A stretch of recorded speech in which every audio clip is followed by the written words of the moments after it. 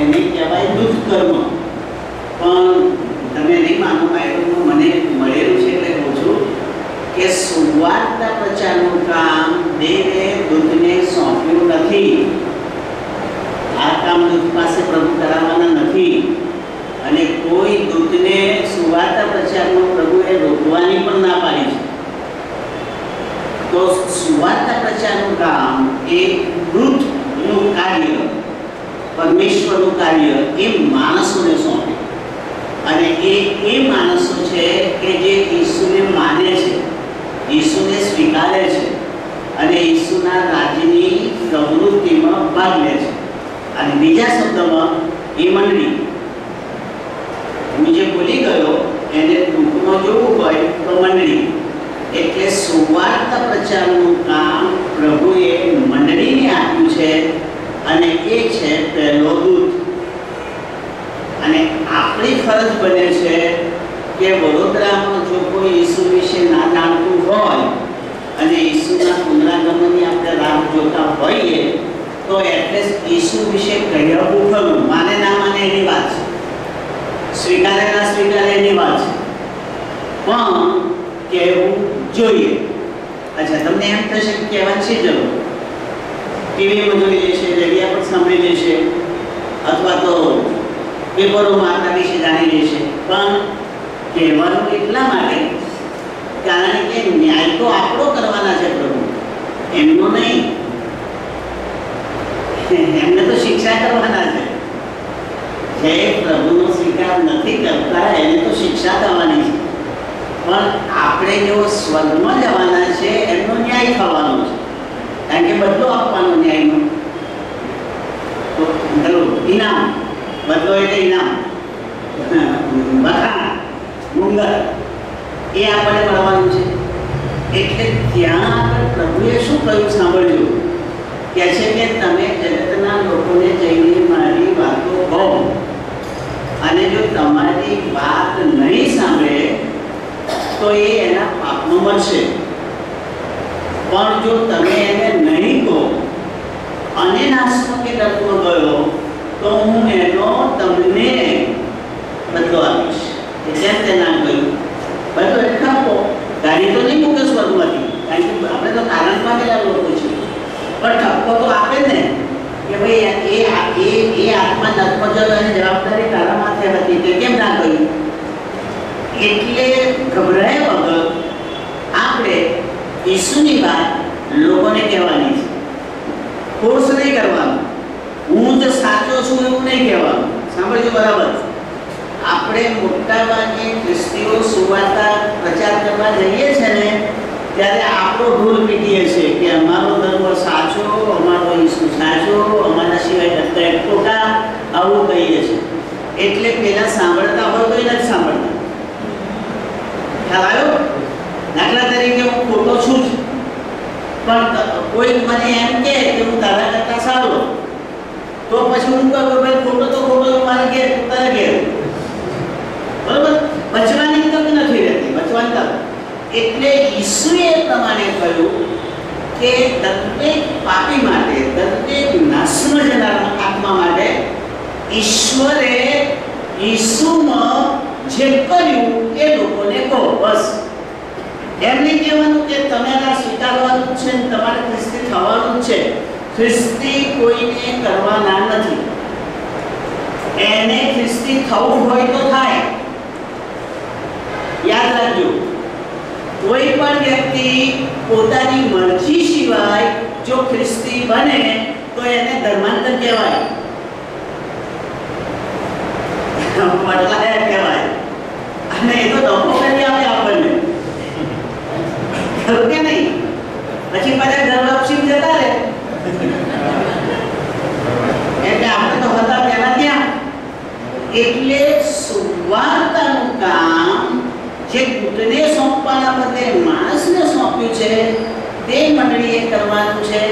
અને દરેકની આગળ ગભરાયા વગર ઈસુ પાપીઓના માટે મરણ પામ્યો અને એમાં મારા જેવા પાપીને બચાવ્યા, આટલું કેવું એનું નામ સુવાર્તા. બીજું દાખલા ના કરશો, ઈસુના ચમત્કાર ના કહેશો, કારણ કે એ તો કહેશે અમારા દેવદેવીઓ ચમત્કાર તો કરે છે એવું કહી દેશે. એટલે આપણે ચમત્કારની ફાઇટિંગ નથી કરવાનું એમનું મેં આપણું. મિસરમાં જે ચમત્કારનું ફાઇટિંગ થયું પહેલા 3 કે 4 ચમત્કારનું એવું નથી કરવું. આપણે તો ઈસુએ મને બચાવવા માટે જે કર્યું એ જ લોકોને કહેવાનું અને જતા જતા કહેવાનું કે તને બચાવી શકે એવા છે. બસ પતી ગયું. જો એને હૃદયમાં સાચું લાગશે અને બાઇબલ તો ક્લિયર છે. બાઇબલ શું કહે છે? તમારી સુવાર્તા પ્રચારના કામથી એ પ્રભુનો સ્વીકાર કરશે એવું માનશો નહીં. કારણ કે યશાયા પ્રભુએ કહ્યું હતું કે એમના કાન બહેરા કરવામાં આવ્યા છે અને એમની આંખો આંધળી કરવામાં આવી છે. એટલે તમે બચાવો તોય ના દેખાય અને તોય ના સંભળાય. ત્યારે હવે કરવાનું શું? હવે આટલું જ કરવાનું. ઈસુ પાપીઓને બચાવવા આવ્યા, એમણે મને બચાવ્યો અને તને પણ બચાવી શકે એમ છે જો તું વિશ્વાસ કરીશ તો. પતી ગયું સુવાર્તા. પછી એ જાણે અને ઈશ્વર જાણે. એનો વિશ્વાસ એને બચાવશે. યાદ રાખો, વિશ્વાસ વગર તારણ નથી. અને એ વિશ્વાસ કરશે તો એ બચી જશે. તમે ને હું માત્ર પહેલા દૂતનું કાર્ય કરીએ છીએ. પૃથ્વીના છેડા સુધી એ દૂત ઉડતો સુવાર્તા લઈને જતો બતાવ્યો છે. આ ગયા મંગળવારનું પુનરાવર્તન કર્યું. નવા આવ્યા છે પણ ગયા મંગળવારે નામ એવા. હા, તો તમે સાંભળી લેજો. વેરી ગુડ, બહુ સરસ. આટલું ગયા મંગળવારે અમે શીખેલા. પહેલા દૂતનું કાર્ય. હવે બીજો દૂત, કલમ 8.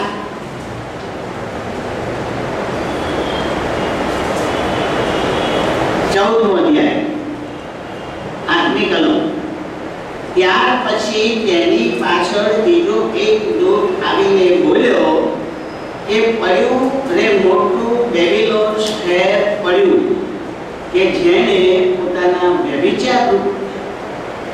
વ્યભિચારને લીધે રેડાયેલો કોપરૂપી દ્રાક્ષરસ સર્વ દેશોના લોકોને પાયો. આ કોણ બોલે છે? દૂત બોલે છે. હવે તમે સહેજ કલ્પના કરો, આમાં સુવાર્તા પ્રચાર નથી, આમાં તો ઘોષણા છે. બેબીલોન પડ્યું, સમૃદ્ધિ ગઈ, આપત્તિ આવી, તમારું આવી બન્યું. એટલે કે જો તમે સુવાર્તા નહીં સાંભળો તો બીજું પગથિયું, બીજું સ્ટેપ એ આ છે, વિનાશનું, આપત્તિનું. બેબીલોનના પડવાની વાત કરી છે. હવે બેબીલોન વિશે થોડું સમજી જઈએ, કારણ કે કેટલાકને તો બેબીલોનની ખબર નથી. જૂના કરારનો ઉત્પત્તિના પુસ્તકમાં જ્યારે એક ભાષા અને એક જાતિના લોકો હતા ત્યારે એમણે બાબેલનો બુરજ બાંધવાની વાત કરેલી. જો તમને ખબર હોય તો બાબેલ આકાશ સુધી પહોંચી જઈએ ને અહીંના અહીં જ રહીએ, કંઈ આગળ પાછા થઈએ નહીં. એક જ ભાષા હતી, એક જ જાતિ હતી. એ જે બાબેલનો બુરજ બાંધ્યો ને અને પછી તેવે ભાષા બદલી નાખી અને જેની ભાષા જે આવી એ ભાષાની ટુકડી ત્યાંથી જુદી પડી ગઈ. આખી દુનિયાની ઉપર જે વસ્તી છે ને એના પ્રદેશો ચોક્કસ ભાષા ઉપર બનેલા છે. ભાષાવાળા લોકોનો સમૂહ એ દુનિયા ઉપર એ પ્રદેશમાં વસેલો છે, એમ બહારનો ઇતિહાસ કહે છે. તો આ બાબેલનો બુરજ જે જગ્યાએ બાંધવામાં આવ્યો ત્યાં પણ એક પ્રજા તો રહી અને એને બેબીલોન કહેવામાં આવ્યું. એ રાજ્યને, એ પ્રદેશને, એ જાતિને બેબીલોન કહેવામાં આવી, બાબેલના લોકો કહેવામાં આવ્યા. અને આપણા બાઇબલમાં પછી વાક્યમાં લખું છું કે ક્યાં આવ્યું છે, સાંભળી લેજો. આપણા બાઇબલમાં બાબેલ બાબેલનો નબુકદનેસર રાજા ખૂબ જાણીતો છે બાઇબલમાં, જેણે યરૂશલેમને લૂંટ્યું અને દાનિયેલને અને પેલા સાદ્રાક મેશાક અબેદનગોને બાબેલ પકડી ગયો. આપણા બાઇબલમાં આવું લખ્યું છે. ખ્યાલ આવ્યો તમને? અચ્છા, તો એ બાબેલ પ્રદેશની રાજધાની, એનું નામ બાબેલ છે. બાબેલ પ્રદેશ અને એના રાજાએ જ્યાં નગર બાંધ્યું એનું નામ બાબેલ નગર. પણ બાઇબલમાં છે, હું તમને કહું છું, પછી કલમ બતાવીશ. ઇર્મિયામાં છે, ઇર્મિયામાં કે બાબેલ એ જમાનાનું કેવું હતું કે યહોવાના હાથમાં સોનાના વાટકા જેવું. ઇર્મિયા એવું બોલે છે. એવું પછી લખાવું છું કલમ. હવે ધ્યાનથી જોજો, પહેલા મને સાંભળો. યહોવાના હાથમાં એટલે પરમેશ્વરના હાથમાં સોનાના વાટકા જેવું બાબેલ હતું. એટલે કે કેટલું ભવ્ય, કેટલું સમૃદ્ધ, કેટલું દેવની નજરમાં વિકાસ પામેલું. અમુક કે છે કે હતું, પણ જેમ જેમ એ સમૃદ્ધ થતું ગયું એમ એમ એનામાં વ્યભિચાર વધતો ગયો. સાંભળજો બરોબર, વ્યભિચાર, બધા અપલક્ષણો આવ્યા, પ્રભુને ન ગમતા વાનાઓ આવ્યા. પરિણામે પ્રભુએ એ સોનાના વાટકા તોડી નાખ્યા. એના હાથમાં એ સોનાના વાટકા જેવું હતું, પણ જ્યારે એ ભ્રષ્ટ થયું અને પ્રભુને ન ગમતા વાનાઓ પ્રવેશ્યા ત્યારે પ્રભુએ એ બાબેલને તોડી નાખ્યું.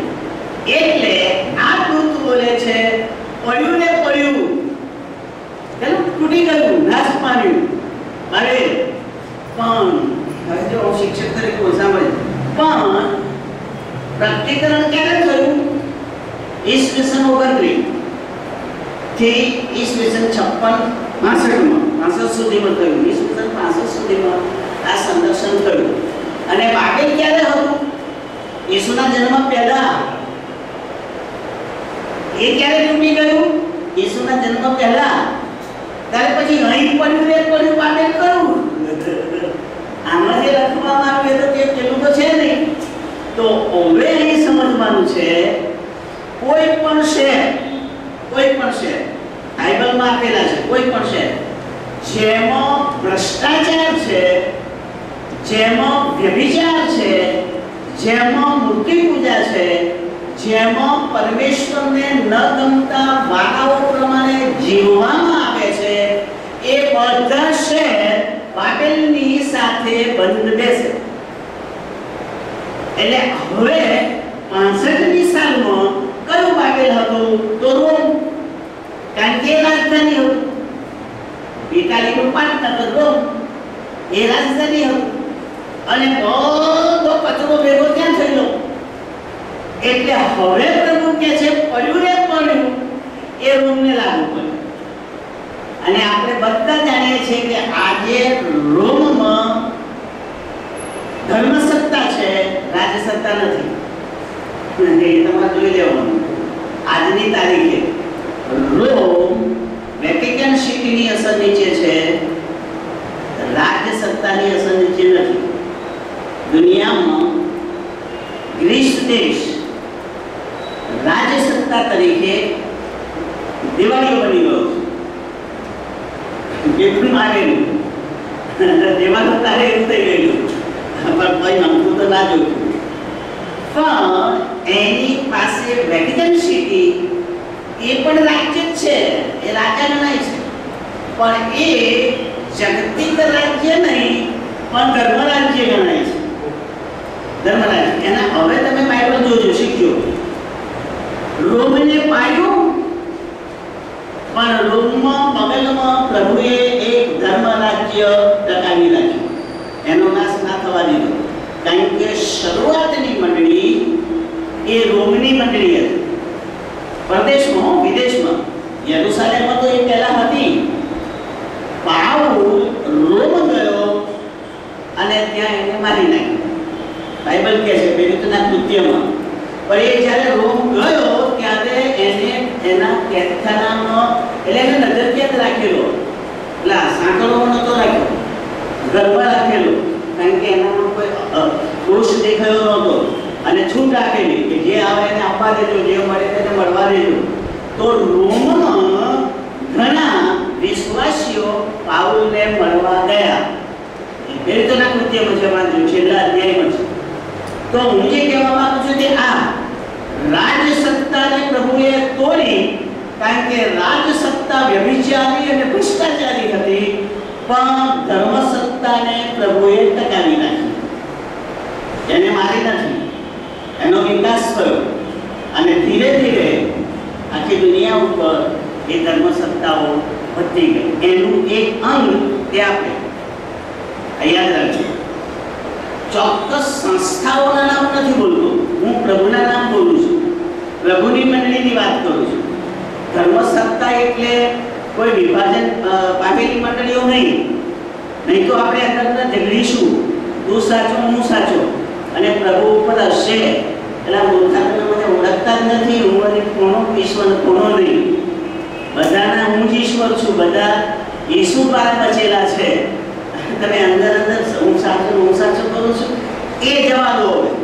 ઈસુના પુનરાગમન વખતે હવે આપણે અંદરના અંતસ ભૂલીએ અને સ્વર્ગમાંથી જે બની રહ્યું છે તેને જોઈએ. તો સ્વર્ગમાં જે બની રહ્યું છે તે આ સુવાર્તા પ્રચાર પૂરી થશે એટલે પોકાર કરવામાં આવશે, જેણે સુવાર્તા માની નથી તેને અફસોસ, કારણ કે બાબેલન પડ્યું છે, બાબેલનનો નાશ થયો છે. બીજા શબ્દોમાં જે લોકો પ્રભુ ઈસુ ખ્રિસ્તના સ્વીકાર વગરના છે એને બાઇબલ અન્ય મૂર્તિ પૂજક તરીકે ગણીને વ્યભિચારી ગણે છે. બાઇબલમાં એક નિયમ છે, મૂર્તિ પૂજક એટલે કરેલી મૂર્તિને ભજન કરવું એવું નહીં.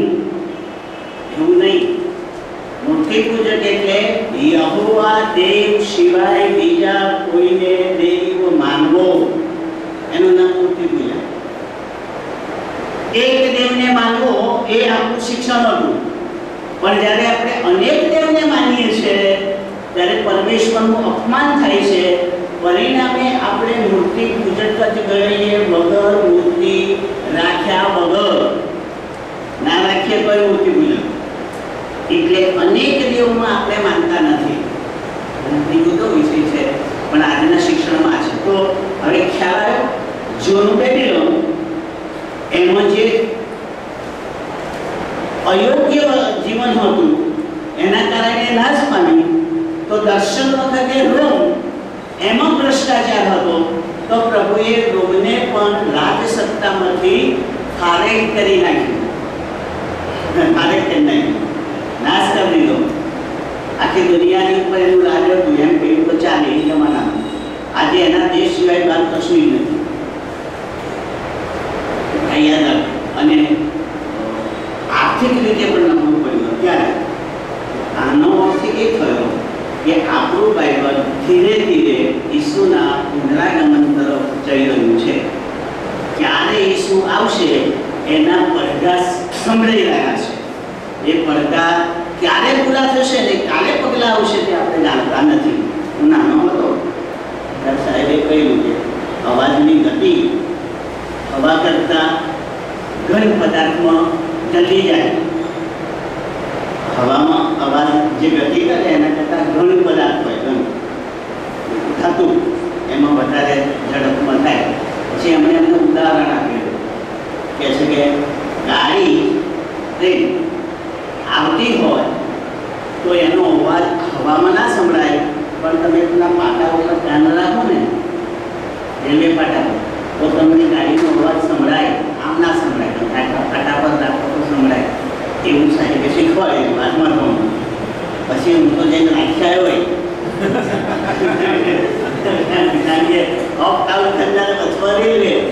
અને ગાડી આવવાનો સમય હતો ઉભા રહ્યા અને નાખ્યો. સંભળાય છે પણ ગાડીની વિસર સંભળાય કે પહેલા ખટખટ સંભળાયું અંદર. એટલે સાહેબ શીખવાય છે તો સાચું છે કે અમને ખાતરી છે, બરોબર. આ પ્રયોગ કર્યો એમ ઈસુનો પ્રયોગ કરો, ઈસુનો પ્રયોગ કરો. એ આવવાના છે એમ જો દૂત કહેતો હોય, પોકારતો હોય, તો એના પોકારમાં રહેલી શિક્ષાનો અનુભવ કરો અને જુઓ કે એ થઈ રહ્યું છે કે નહીં. હું તમને દાખલો આપું, પછી પછી કલમો લખો. જો બીજું છે જૂના કરારનો, જેનો ઉપયોગ ઈસુ કરે છે, તે સદોમ અને ગોમોરા. આ બે શહેર મોટા હતા અને ઈસુએ એનો ઉપયોગ કર્યો છે નવા કરારનો, હતા જૂના કરારના. અને કહેવામાં આવ્યું છે કે આગ અને ગંધકથી એ બે શહેરને બાળી નાખવામાં આવ્યા, કોઈ માણસે નહીં. આકાશમાંથી આગ અને ગંધક પડ્યા અને બળી ગયા. લોટ એમાં રહેતો હતો, લોટનું કુટુંબ. અને તમે વર્ણન વાંચો કેટલું ભ્રષ્ટ એ નગર હશે કે લોટને દૂધે ધકેલીને બહાર કાઢ્યો, ધકેલીને બહાર કાઢ્યો. દૂધ સાથે દુષ્કૃત્ય કરવા એ પ્રજાઓ તૈયાર થઈ ગયા, દૂધ સાથે. કેવી જાતના માણસો છે, એટલું વ્યભિચારી, એટલું દુષ્ટ એ નગર હતું. અને ધકેલીને લોટને કહ્યું કે નીકળ, પાછું ના જોતો, ભાગી જા. આ નગરોનો રેન આકાશમાંથી ગંધક વરસાવીને નાશ કરશે. અને આપણે જાણીએ છીએ બાઇબલમાં બે શહેર નાશ પામી ગયા, બરોબર. હવે તમારી મારી વાત એ તો જૂના જમાનાની વાત થઈ ને, ઈસવીસન પૂર્વેની.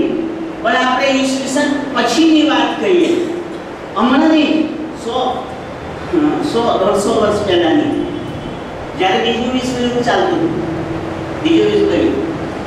અને જાપાનના બે શહેર જોતામાં સળગીને નાશ પામી ગયા. જાપાનની વાત કરું છું, હિરોશીમા અને નાગાસાકી.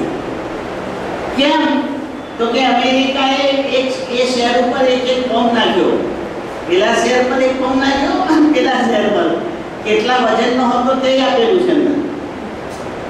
પણ થોડી જ મિનિટોમાં 25 લાખની વસ્તી ધરાવતા શહેર માણસ વગરના થઈ ગયા, ભડકે બળી ગયા. આ કામ દેવનું નહોતું, અમેરિકાનું. એને નાખ્યો હતો, બરોબર.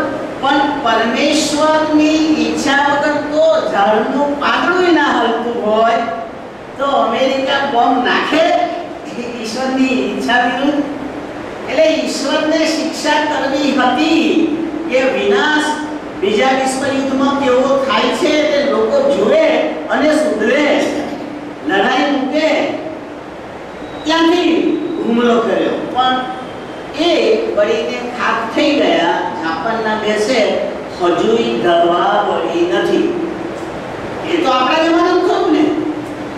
અને મને 100% ખાતરી છે, તમે માનો કે ના માનો, મારા પ્રભુએ જે વચન બતાવ્યું છે આ પ્રકટીકરણમાં કે હું જળ પ્રલયથી આ દુનિયાનો નાશ નહીં કરું પણ આગથી કરીશ. એટલે એ અટક ચાલુ તો આપણામાંથી જ કોઈ કરવાના છે. પ્રભુનું વચન પૂરું કરવાનું અટક ચાલુ આ પૃથ્વી પરનું જ કોઈ રાષ્ટ્ર કરશે.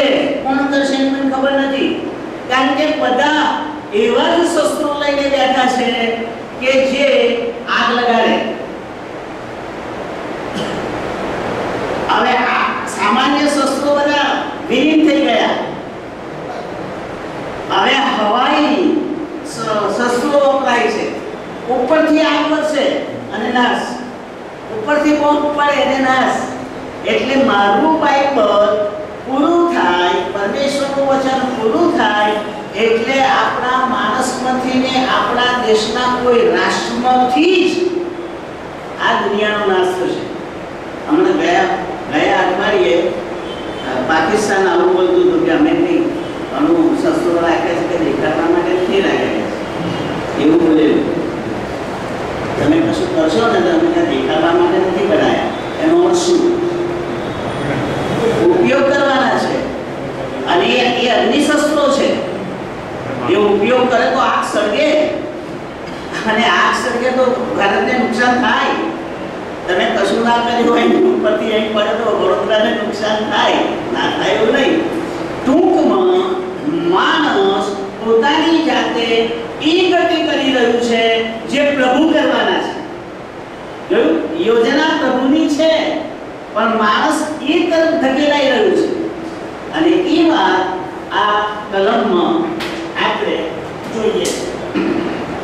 અને થોડી કલમો લખી લો, કારણ કે કલમો લખશો તો ફાયદો છે.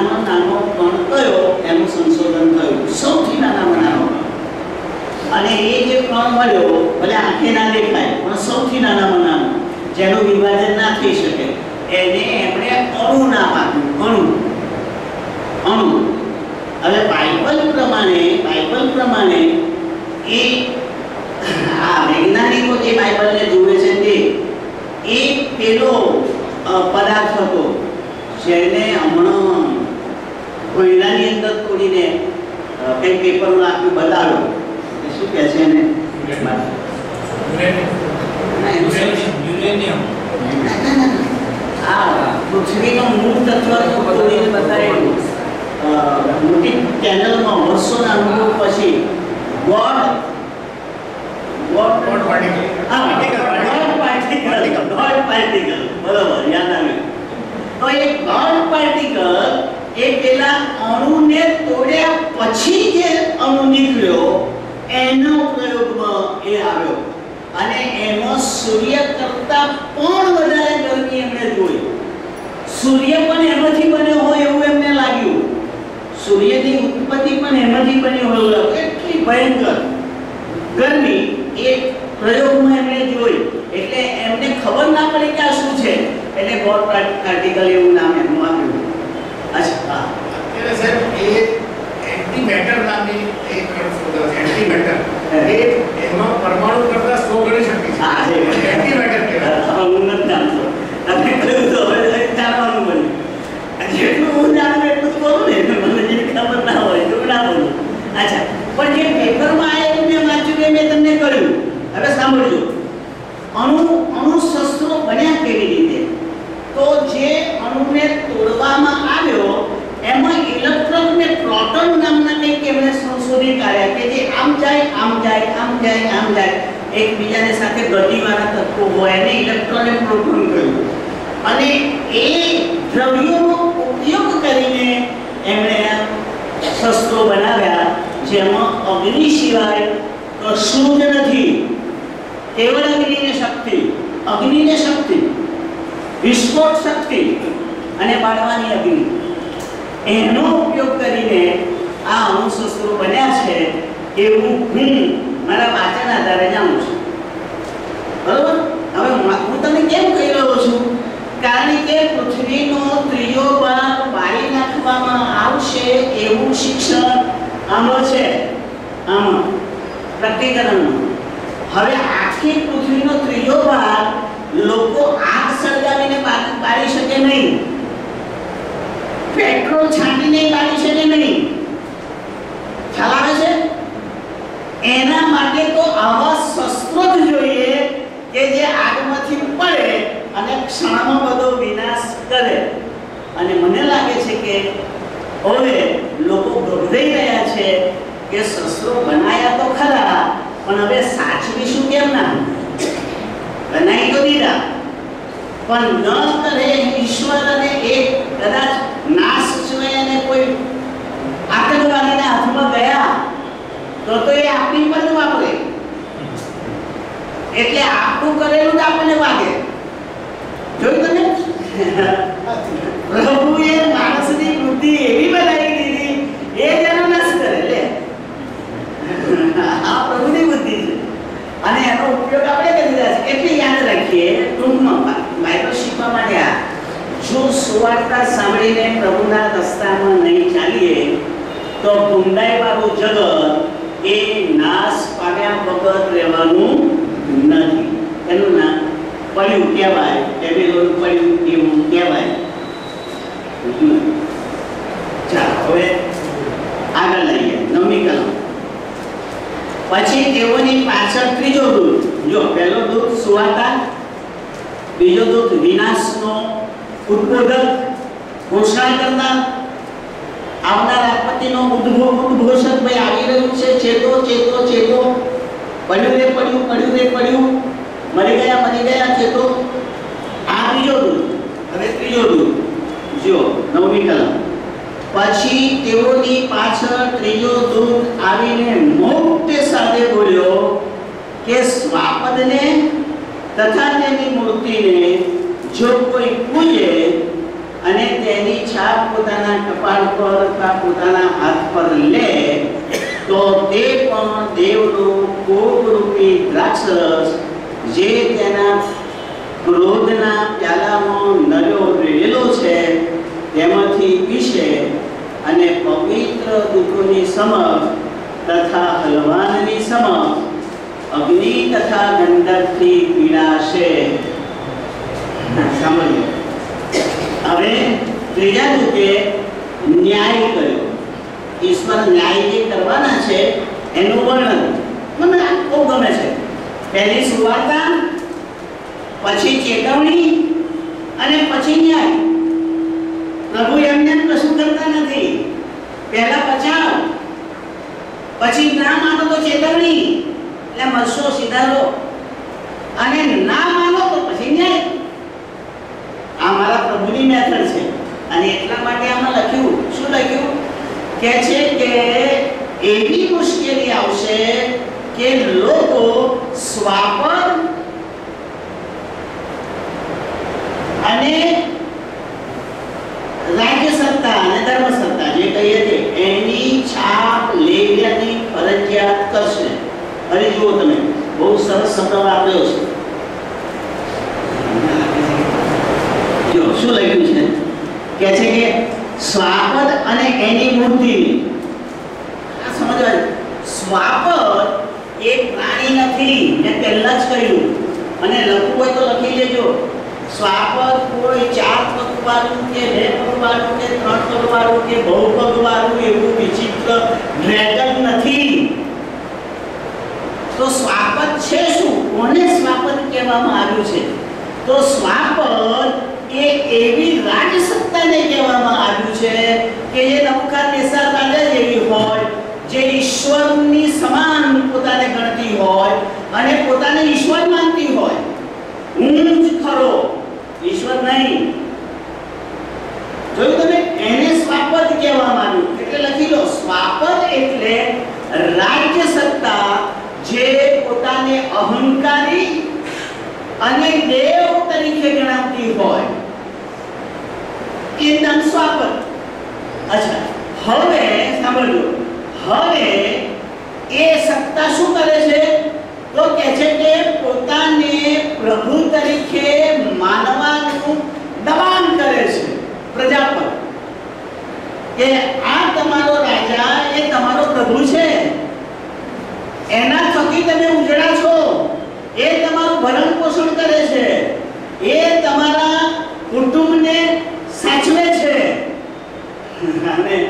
અને લોકો એની પ્રજાના લોકો એને સાંભળીને આમીન બોલે એટલે સમજી લેવું કે મૂર્તિ પૂજા થઈ.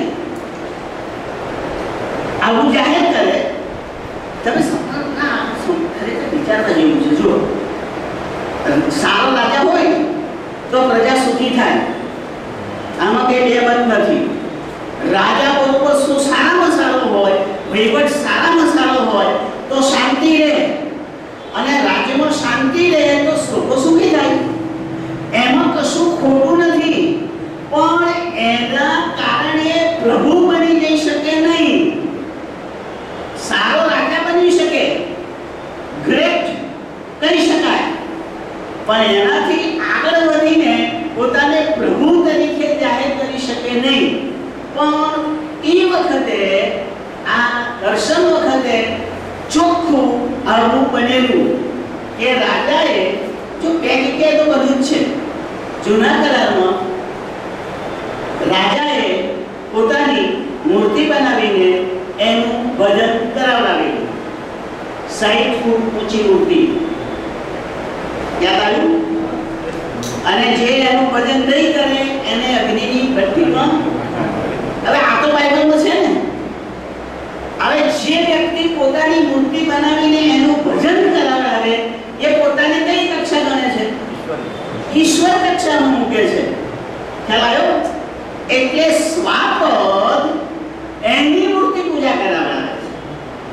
એવી રીતે પાછલી અવસ્થામાં સરકારો, પછી રાજા હોય કે ગમે તે હોય, સમાજવાદી સરકાર હોય કે લોકશાહી સરકાર હોય કે પછી સંયુક્ત જોડાણવાળી સરકાર હોય, ચૂંટાયેલો નેતા હોય, ગમે તે હોય, આપણે જાણતા નથી. પણ જે સરકાર, જે રાજ્ય સત્તા પોતાને પ્રભુની કક્ષામાં મૂકી દે તે માની લેવું કે સ્વાપદ જ છે. અહીંયા રાખજો. અને તમને થશે કે બાઇબલમાં આવું શું લખ્યું છે? પણ બાઇબલમાં એવી સરકાર અસ્તિત્વમાં આવવાની છે. ધીરે ધીરે રાષ્ટ્રો જોડાતા જશે અને બધા રાષ્ટ્રોની એક સરકાર બનશે, અને એ સરકારનો એક પ્રમુખ હશે, અને એ પ્રમુખ આખી દુનિયા ઉપર પોતાની છાપ લેવડાવશે લોકોને. કોઈ પણ દેશ બાકાત નહીં હોય, કોઈ પણ દેશ. એટલે એમાં ભારત આવી જાય, અને પછી ભારતના ખ્રિસ્તીઓનું આવી ગયું. કારણ કે તેની છાપ ના લો તો સતામણી થાય, ખાવાનું ના મળે, રેસિડિંગ ના મળે, પાણી ના મળે, તમારું ચર્ચ પણ જતું રહે, એ લઈ લે. કારણ કે તમે છાપ નથી લીધી એટલે રાષ્ટ્રો, અને રાષ્ટ્રોનો ગુનો એટલે પહેલા બધું જતું રહે, કશું ના રહે. આવું બનશે. તમને શંકા કેમ લાગે છે? ઈસુ ઉપર પણ રાજદ્રોહનો જ ગુનો લાગેલો, તમે જાણો છો?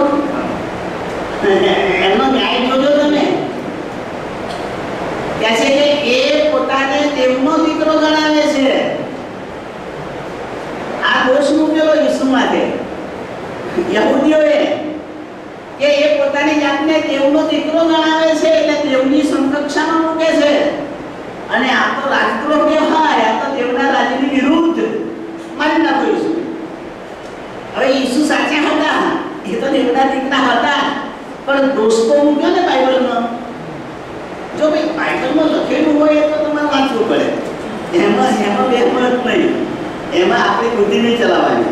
અંદર લખ્યું છે કે એને દેવના દીકરા તરીકે રજૂ કર્યો, એટલે નિયમ શાસ્ત્ર પ્રમાણે એને મૃત્યુદંડ મળવો જોઈએ. આની કાયદો કર્યો, અને એટલા માટે ઈસુ પર પણ જો આ દોષ મૂકવામાં આવ્યો હોય તો ભવિષ્યમાં ખ્રિસ્તીઓ પણ ના મૂકે.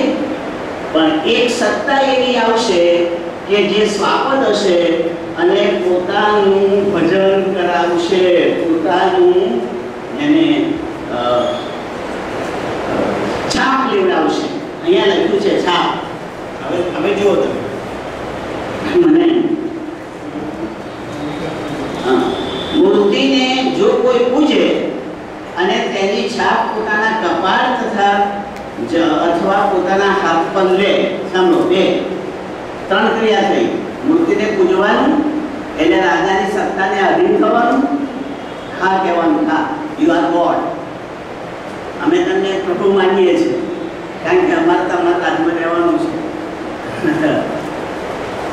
સીઝર એટલે જેને આપણે કાયસાર કહીએ છીએ, એમના સિક્કા તમને જૂના મળે તો અહીંયા આપણે એમ જોયા હોય મ્યુઝિયમમાં.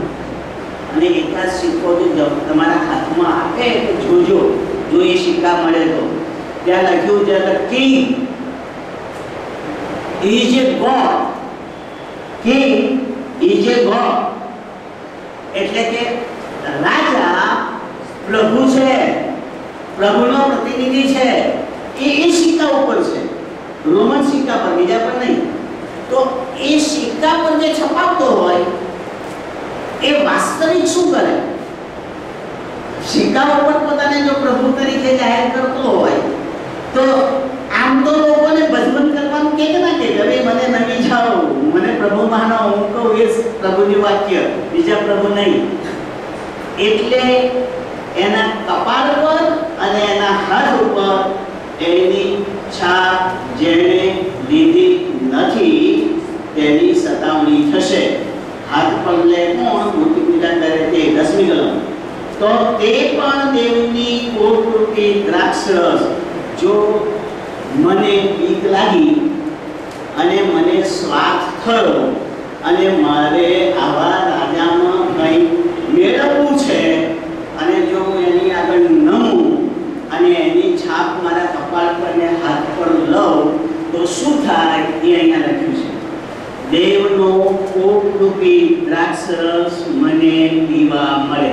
બીજા શબ્દમાં પ્રભુનો ગુસ્સો, પ્રભુનો ન્યાય, પ્રભુની તકો, પ્રભુનો બળાવો, પ્રભુનો ઠપકો મને મળ્યા વગર રહે નહીં. કે તું કેમ ભટકી ગયો, મને મૂકીને આને તે દે કેમ માન? અનાજ માટે, પાણી માટે, નોકરી માટે, વ્યવસાય માટે, જીવવા માટે, કયા માટે? આ બધું સમજવા જેવું છે. તમને મને એમ થાય કે એ વખતે જીવાય, એ તો બધું જોઈએ. આપણે કઈને દેવ માન્યા છે, આપણે ખાલી કહેવાનું બધાની સાથે બોલી જવાનું.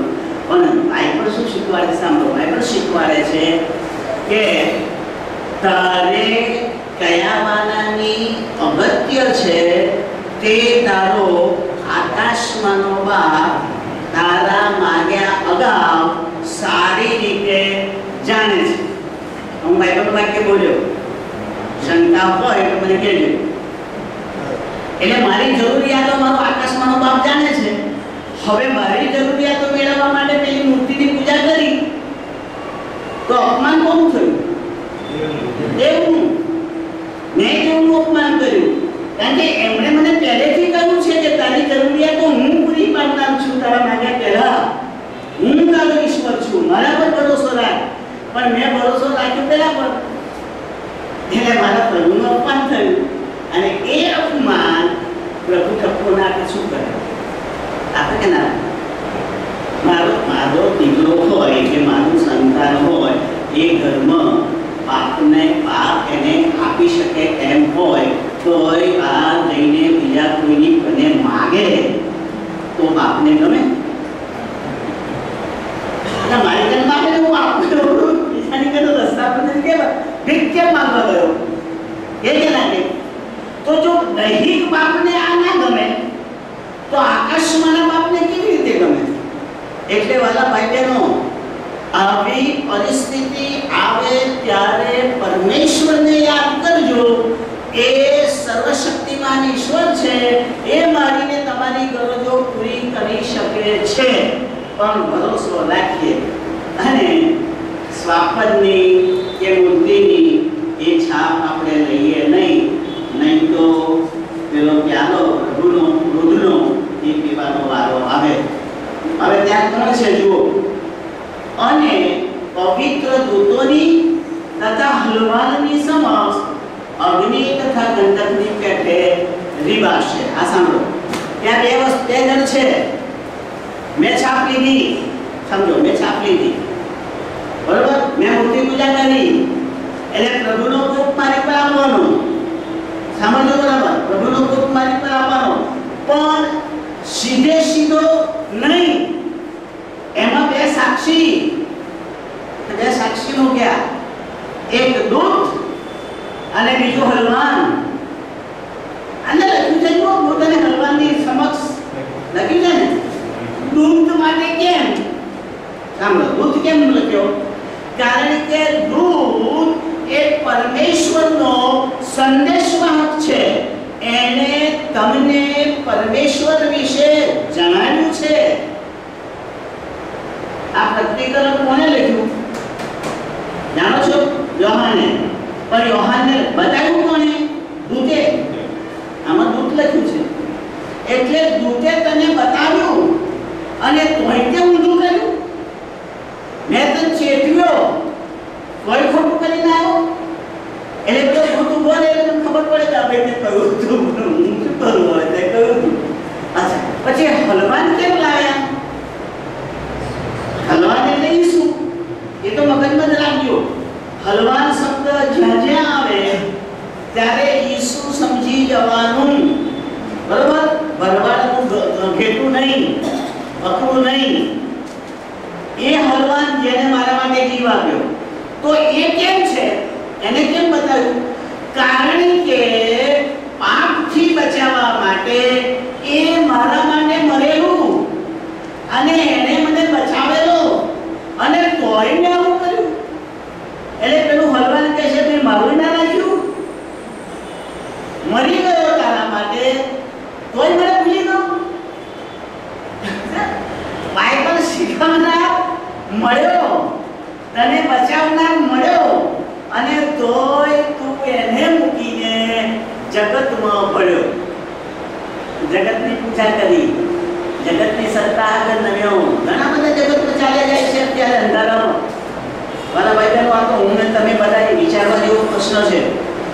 ઈસુને મૂકીને જગતના વાલા જે શોધવા જાય છે એ શિક્ષા પામ્યા વગર રહે જ નહીં.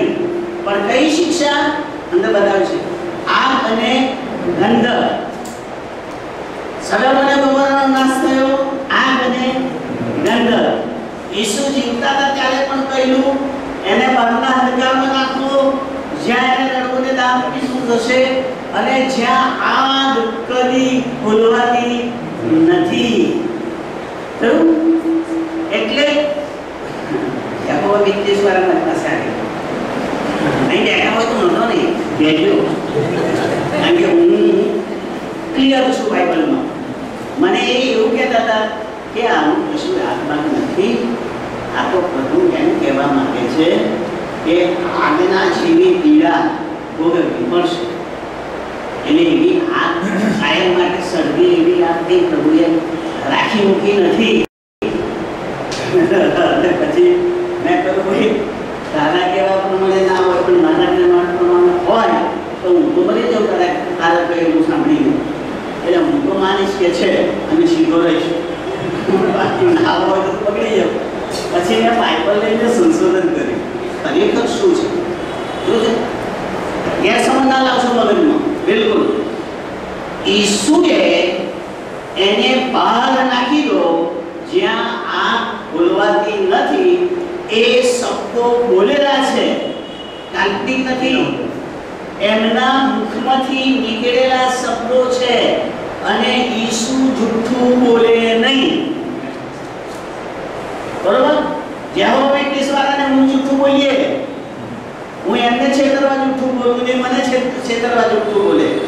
બરોબર? બને પણ ઈસુ જૂઠું બોલે નહીં. અને એમણે કહ્યું કે ન ભૂલવાના આગમાં નાખી દો, તો એનો અર્થ એ થયો કે હશે જ, શંકા રાખવાની નહીં, હશે જ. આ ઉપમા ઈસુએ કેમ આપી? આગની બીજી નહીં, આગની કેમ આપી?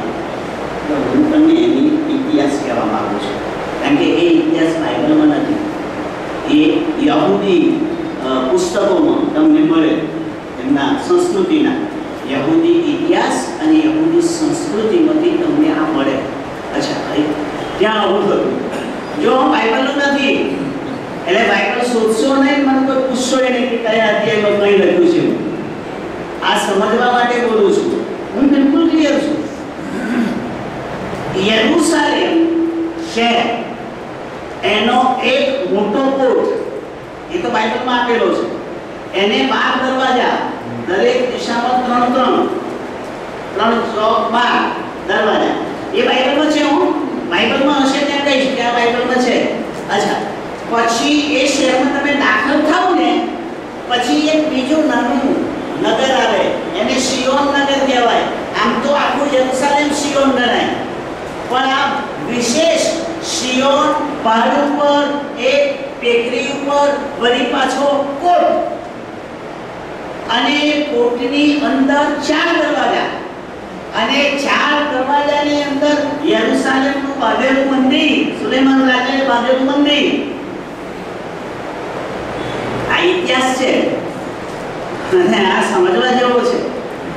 હું તમને જે કહેવા માંગુ છું એ કે ઈસુએ આગની કેમ વાત કરી એ મારે તમને સમજાવવું છે. બહાર આપણે ઓછું વાંચીએ છીએ એટલે બાઇબલ આપણને જટ નથી બેસતું, પણ બહાર વાંચીએ ત્યારે ખબર પડે કે બરોબર છે. તો શું થયું?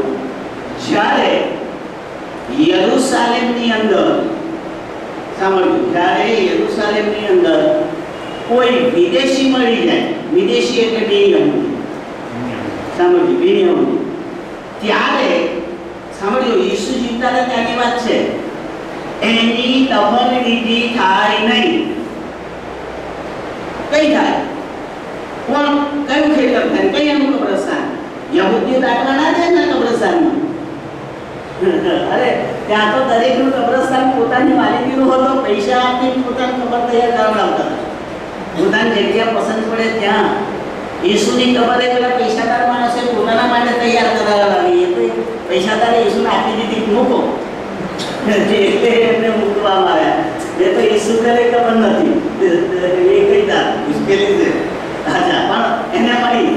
હવે સાંભળજો, બહારનો ઇતિહાસ શું કહે છે તે, જે વ્યક્તિ પ્રભુની નથી, એટલે યહૂદીઓ, યહોવાની, વિદેશી અને મરણ પામી, અને જેનું કોઈ રણીધોની નથી, એ શબ્દને યરૂશાલેમના કોટના પશ્ચિમના દરવાજે પશ્ચિમ દિશા તરફ જે દરવાજો હતો ત્યાં કોટ ઉપરથી બહાર નાખી દેવામાં આવ્યું એ શબ્દને આ બાઇબલમાં લખ્યું બહાર નાખી દેવામાં આવ્યું। હવે એ જે બહાર ખીણ નાખતા હતા ને પશ્ચિમ બાજુના દરવાજાની બહારની ખીણ એને ગંધકની ખીણ કહે છે। એ ખીણમાં એક પર્વતમાંથી ગંધક નીકળ્યા જ કરતો હતો અને આપણે બધા સારી રીતે જાણીએ છીએ જે લોકો વિજ્ઞાન જાણે છે તે ગંધકને ઓક્સિજન મળે એટલે ભડકો થાય। હવે આ તો વિજ્ઞાન જે છે એમાં ન મળે ગંધક હોય અને એને ઓક્સિજનનો પવન લાગે ને એટલે ભડકો થાય એટલે પેલો ગંધક નીકળ્યા જ કરે અને પવન તો હોય જ એટલે સળગ્યા જ કરે અને સળગ્યા જ કરે એમાં પેલું નાખે એટલે બળ્યા જ કરે। એક બળી ગયું તો બીજું બળી ગયું તો ત્રીજું જેટલું મળે એટલું ત્યાં નાખે। અને એ યહૂદીઓની નજરમાં સૌથી ભારેમાં ભારે ઇજ્જત જાય એવું કામ, બહુ ભયંકર ઇજ્જત જાય એવું કામ કે એને દાટવાનું ના મળ્યું। સન્માનીય મરણ નહીં, અપમાનિત મરણ, પણ એ વિદેશો માટે હતું બહાર અને એ બાજુ રસ્તો નહોતો, ખીણ હતી અને એ ખીણમાં અંધારું જ રહેતું હતું કારણ કે ત્યાં કોઈ રહે નહીં તો કોણ અંધારું કરે। અત્યારે નથી, અત્યારે તો બધું નવું યરુશલેમ બની ગયું અને અત્યારે ઈસુના વખતની વાત છે। અચ્છા, તો ગંધક નીકળ્યા જ કરે, શબ મળ્યા જ કરે એટલે ઈસુએ કહ્યું કે ત્યાં આગ કદી ખુલવાથી, કારણ કે યહૂદીઓને એ આગ ભયંકર વેદના આપતી હતી। આ દશા આપણી ના થાય તો સારું, આ દશા આપણી ના થાય તો સારું, એવું યહૂદીઓ માનતા હતા। ખ્રિસ્તીઓ ને પ્રભુ એ જ કહેવા માંગે છે કે નરકની વેદના ના મળે માટે છેડો, એ પણ ઓળવાની નથી, એ પણ સળગ્યા જ કરવાની છે। અપમાનિત મરણ નરકનું એ તમે ના ભોગવો, બચી જાઓ એટલા માટે નરકમાં અગ્નિની વાત મૂકવામાં આવી છે।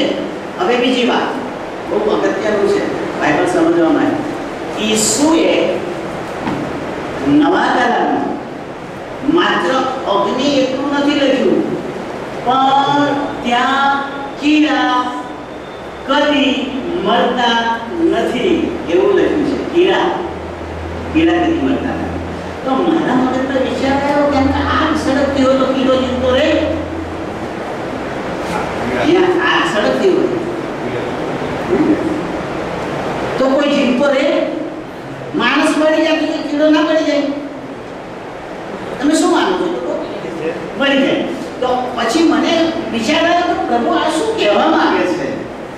આ કહે છે ને આ કહે છે તો મને મળ્યું શું મળ્યું જાણો છો? જે જગ્યાએ ગંધક નીકળતો હતો ત્યાં માણસોના શબ નાખી દેવામાં આવતા હતા, એનાથી થોડે દૂર ટેકરી હતી, થોડે દૂર ટેકરી એટલે ગંધક ત્યાં જોતો નહોતો, ત્યાં મરેલા જાનવરના શબ નાખી દેવામાં આવતા હતા। એટલે કૂતરા, ગધેડા, જાનવરો, આવું જે હોય ને રક્ષામાં રઝળતું પડી ગયું હોય એ નાખી દે। હવે ત્યાં ગંધક નથી એટલે પડે તો ના પડે તો કીડા પડે, પડે ના પડે? આપણા શરીરને કીડા પડે કબરમાં, ભલે તમે એવું માનતા, તમે ગમે તેવી કોફી બનાવો ને પણ ત્રીજા દાડા પછી આપણું શબ સડવા માંડે અને એક દાડે એને કીડા થઈ જાય। એને પ્રભુ શું કહે છે? એ કીડા એને ખાઈ જશે જે કીડો કદી મળતો નથી। એનો અર્થ એ કે એવું બતાવી દીધું આ જાનવર જેવું મરવું છે કે આ વિદેશી જેવું મરવું છે, નક્કી કરી લો। આપણે વિદેશી હોવા છતાં આપણે ઇઝરાયેલી બન્યા છીએ ઈસુના કારણે, એટલે આપણી એ આગળની શિક્ષા ગઈ ખરું। અને જે જાનવર જેવા છે, જાનવર જેવા એને ભલે એ એમ માનતા હોય કે અમારી કને પ્રભુ નથી, તો શિક્ષા તો ઊભી જ રહેવાની. ભલે એમ માનતા હોય કે અમારી પાસે પ્રભુ તમે મજા કરીએ છીએ, પણ શિક્ષા તો રહેવાની. અને એનો દાખલો બાઇબલમાં ઈસુએ પેલા દ્રષ્ટાંતમાં આપ્યો, ગરીબ અને ધનવાન. બરોબર? ગરીબની પાસે કશું નહોતું તો એ ત્યાં મજા કરતો હતો. મજા કરતો હતો ને, લખ્યું છે ઇબ્રાહિમ પિતાની બોલમાં મજા કરતો હતો. અને પેલાની પાસે બધું જ હતું તો એ પાણી માટે તરસતો હતો. આગળ લખ્યું છે કે આંગળી તોડીને મારી જીભ ઉપર મૂકી જાય પેલો ભિખારી, જેને મેં રોટલો નહોતો આપ્યો, એને મોકલ કે આંગળી તોડીને મારી જીભ પર, હું તો પીડાઉં છું. એનો અર્થ શું થયો વાલા ભાઈ બહેનો? કે પૃથ્વી પરના સુખ સગવડમાં રહેનારા લોકોને પણ શિક્ષામાં કડક રહેવાની છે. તો ચેતવાનું, દરેકે ચેતવાનું. જે પોતાને નાસ્તિક માનતા હોય એને ચેતવાનું. તો આ યાદ રાખીએ. હવે તમને સમજ પડી કીડા વિશે શું પ્રભુ કહેતા હતા, અગ્નિ વિશે કેમ કહ્યું? આ બારના પુસ્તકની વાત હવે તમે જ્યારે વાંચો ત્યારે સરખાવજો, તમને ઘણું ઘણું સારું લાગશે. જ્ઞાની બરોબર, મને તો લાગ્યું કે ઈસુનું આ વચન સાચું લાગ્યું, કારણ કે ત્યાં આ પરિસ્થિતિ છે. જે લોકો ઇઝરાયલ ગયા છે ને એમને ખબર હશે, ત્યાંના ટેકરા ઉપર બોર્ડ માર્યું છે સી લેવલથી કેટલું નીચે છે તે, આટલા ફૂટ સી લેવલથી નીચે. હવે બસ ચડતી હોય ઉપર અને ઉપર બતાવ્યું હોય કે દરિયાની સપાટીથી નીચું, મગજમાં ઉતરે. તમે પાવાગઢ પર ચડો ને કે દરિયાની સપાટીથી આટલો નીચો, તમે મૂર્ખો માણસ, હું ચડ્યો અને આ નીચે કઈથી આવ્યું? પણ ત્યાં બોર્ડ છે. એનો અર્થ એ થયો એ પર્વત જો દરિયાની સપાટીથી નીચો હોય તો સ્વાભાવિક રીતે એમાંના ક્ષાર બહાર આવે અને વહેતા વહેતા બહાર નીકળે, કારણ કે એ દરિયાની સપાટીથી નીચો છે. ખ્યાલ આવ્યો?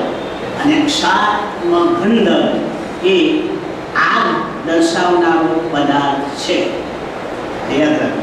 ચાલો આગળ જઈએ.